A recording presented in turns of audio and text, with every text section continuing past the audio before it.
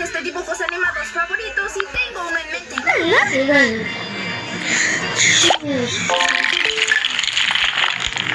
Vamos a elegir uno de estos pinceles. No necesitaré esto.